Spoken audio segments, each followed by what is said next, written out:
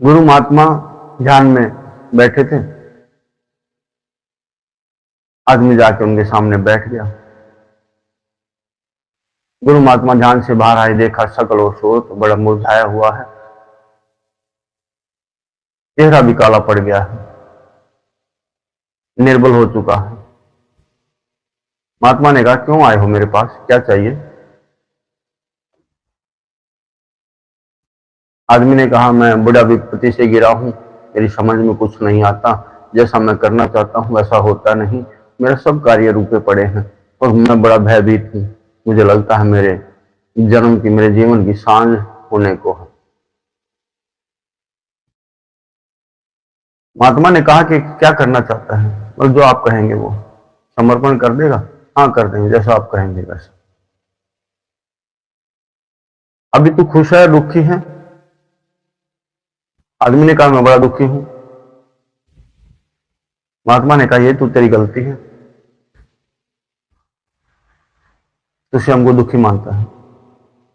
मेरी बात सुन, हर पल एक ही बात दोहरा, मैं बड़ा सुखी हूं, मैं बड़ा सुखी हूं, मैं बड़ा खुश हूं, मैं बड़ा आनंदित हूं, मैं बड़ा सुखी हूं, मैं बड़ा सुखी हूं।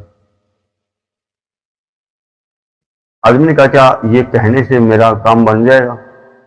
बोला, हाँ बन जाएगा, तू करके तो देख। उसने ऐसा ही किया, चलते फिरते उठते बैठते, मैं सुखी हूं, मैं सुखी हूं, मैं सुखी हूं। लेकिन बात वाणी की थी। जब वो चलने लगा आदमी, तो महात्मा ने कहा, रुको, तेरे ख्याल में कोई और ना आए? आदमी ने कहा, क्या ना आए? कोई भी, कोई बंदर ना आए तेरे ख्याल में? तुझे बंदर ना दिखे? ठीक है। वो आगे चलता है, जंगल से गुजरता है, उसको देखते पेड़ों पे, जिस मैं आया था जिस रास्ते से, उस रास्ते पे एक भी बंदर नहीं था। आज तो जो कहा महात्मा ने, बंदर ही बंदर नजर आए। घर गया, रास्ते में भी बंदर, घर की छत पे भी बंदर बैठा है। पत्नी को भी कहा कि बंदरिया, मेरा भोजन परोस। घरवाले ने कहा है, आज इसने क्या बोल दिया? उसने भी बड़ा पछताया कि तूने क्या बोल दिया, जो चीज नहीं बोलनी थी मैं वो बोल गया, अच्छा नहीं। 2 दिन बाद फिर महात्मा के पास गया, महात्मा, जब से मैं आपके पास गया हूं मुझे बंदर ही नजर आते, जबकि आपने बंदर देखने को मना किया था। बंदर का जिक्र, बंदर का ख्याल करने के लिए मना किया था।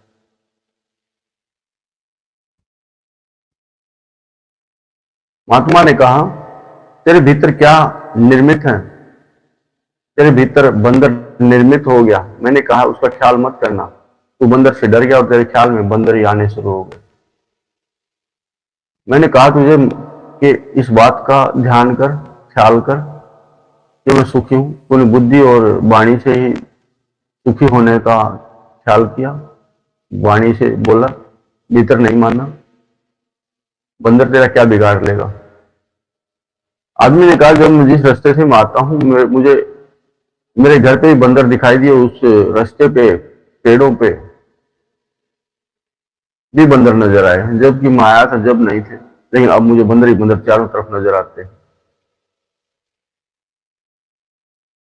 महात्मा ने कहा, जब आए थे तब भी बंदर वही थे, लेकिन बंदर का ख्याल न था। लेकिन अब बंदर का ख्याल हुआ तो बंदर ही बंदर नजर आते हैं। जिस दिन ये बातें अपने मन में धर लेगा कि दुख, मैं सुखी हूं, मैं दुखी नहीं, जब तक तू जान लेगा कि मैं सुखी हूं, मैं दुखी नहीं, जब तक तुम ना समझ पाए तब तक तू दुखी रहेगा। जिस दिन तू समझ लेगा मैं सुखी हूं, मेरे पास जो भी कुछ है बहुत है, संतुष्ट हूं, सहज हूं, ना डर किसी से, किसी बात से ना डर, जो तेरे कार्य समय पे अपने आप हो जाएंगे, तू बस कर्म करता रहे। और तू भीतर से, तेरे मन की धारणा, बंदर तेरा क्या बिगाड़ लेंगे, पहले क्या बिगाड़ा, अब क्या बिगाड़ लेंगे? तेरा नहीं कुछ बिगड़ना, जो तेरा नष्ट होने वाला हो तेरा नहीं होगा, तो पुनः उसको सृजन कर सकता है, तो फिर उसको जागृत कर सकता है। आप लोग भी, किसी ने कहा तेरे घर में भूत बैठा है, आपने मान लिया, घर में घुसते भी डर लगता है। किसी ने कहा तेरे संग कोई प्रेत चलता है या कोई हवा चलती है, तो आपने मान लिया और आपको अनुभव होने लगा, जबकि ऐसा कुछ भी नहीं। स्वयं के ध्यान से, स्वयं की भक्ति, स्वयं की सेवा, स्वयं की पूजा से बढ़ के आपके लिए कोई दूसरा नहीं कर सकता। आपको स्वयं ही साधना होगा। जो लोग चाहते हैं कि दूसरा पंडित, पुजारी या कोई बाबा आपका कुछ कर देगा, तो नहीं कुछ कर पाएगा। अपने मन को स्वयं ही सुदृढ़ करना होगा, अपने स्वयं को स्वयं ही समझाना होगा। चाहत प्रेमी बनना हो सकता है, आप दूसरों से प्रेम चाहते हैं, लेकिन आपने स्वयं के प्रेम को देखा ही नहीं। स्वयं के प्रेम के भीतर जितना प्रेम हो उसको समझा ही नहीं। स्वयं भक्ति और भावना, परमात्मा को सब मिलना चाहते, सब जानना चाहते हैं, लेकिन उसको अपने भीतर देखा ही नहीं। भीतर जब निर्मित हो जाता है, जो भी चीज देख पाते हैं, द्वार खुल जाते हैं, तो फिर देख देख के मन मगन भी रहता है और कोई आता है आपके द्वारे मांगने। जब तक आपके भीतर, आपके बक्से में पड़े धन को आप नहीं देखते, आपके भीतर अंतर मन में भरे हुए भंडार को नहीं देखते, आप देने की चेष्टा भी नहीं करते। अगर आपने देख लिया कि आपके पास अपार भंडार है, अगर कोई आया मांगने के लिए, आप मना नहीं करें, ले जा, वही आपका कर्म। आपके पास दुखों का भंडार है तो दुखी देंगे, आप भी स्वयं भी दुखी और सामने वाला भी दुखी होके ही जाएगा, सुखी होके नहीं जा सकता। लेकिन आपके भीतर सुख है, आपके भीतर प्रेम है, आपके भीतर सुख है और आप सुख से निर्मित, आप समझते हैं, और सुख किसी को देंगे तो सुखी होके ही जाएगा। आपके भीतर अगर प्रेम जाग गया है और सामने वाला चाहे रूखा सूखा भी क्यों ना हो, लेकिन वो प्रेमी बन के ही जाएगा। आपके द्वारे से कोई खाली हाथ ना जाए, लेकिन देने वाली जो चीज वस्तु है वो आप उसे दें। आपके भीतर स्वयं निरादर भरा है तो दूसरों का भी निरादर करेंगे। आपके भीतर क्रोध भरा है तो दूसरों को भी क्रोध ही बांटेंगे।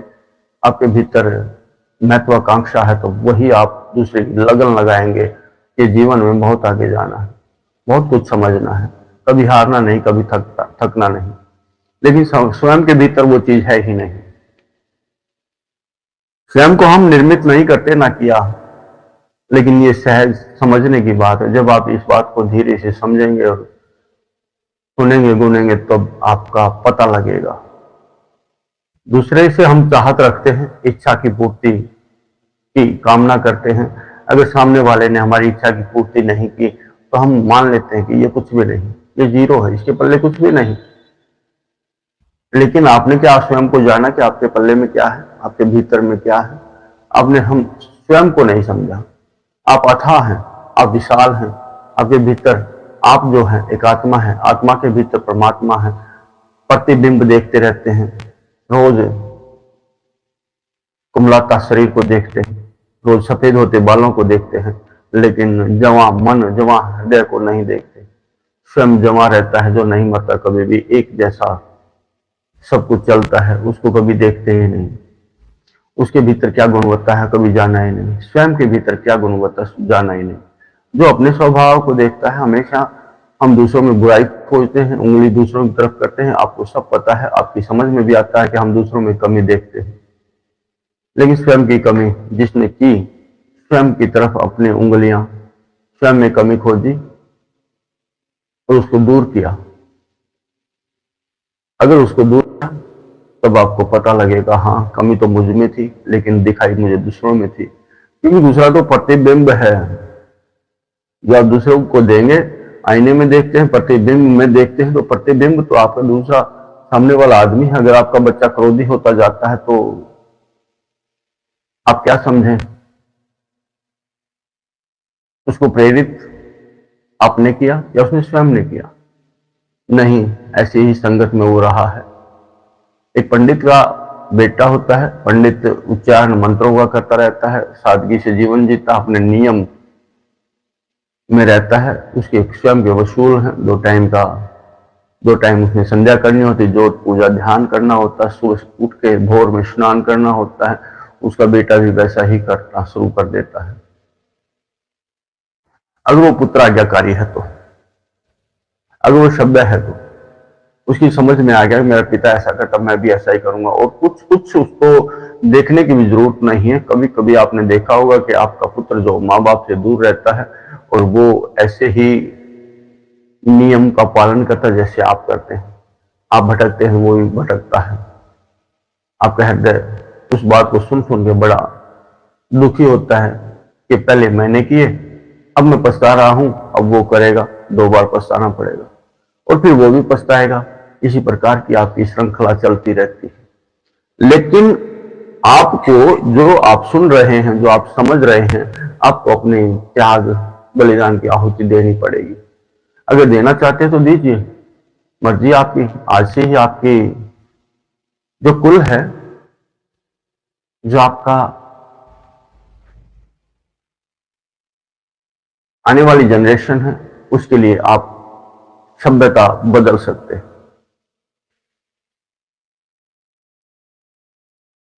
अगर आपको सभ्यता बदलनी है तो आपको सदना होगा।